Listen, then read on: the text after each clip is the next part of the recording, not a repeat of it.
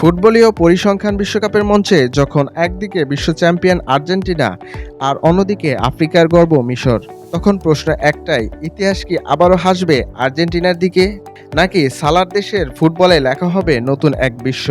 চলুন পরিসংখ্যান কি বলে জেনে নেওয়া যাক। যদি ফিফা র্যাঙ্কিং, সাম্প্রতিক পারফরমেন্স এবং দলীয় গভীরতার কথা বলা হয়, তাহলে স্পষ্টভাবে এগিয়ে রয়েছে আর্জেন্টিনা।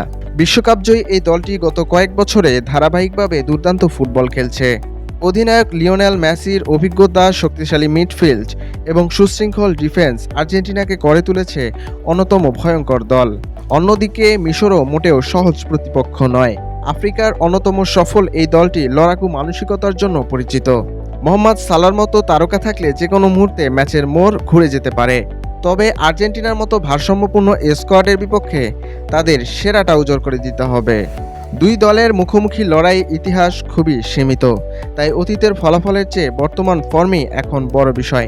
সাম্প্রতিক ম্যাচগুলোর দিকে তাকালে দেখা যায় আর্জেন্টিনার আক্রমণ ভাগ অনেক বেশি ধারালো। তারা নিয়মিত গোল করছে, বলের দখল ধরে রেখে প্রতিপক্ষকে চেপে ফেলছে এবং সুযোগ তৈরি করতে পারদর্শী।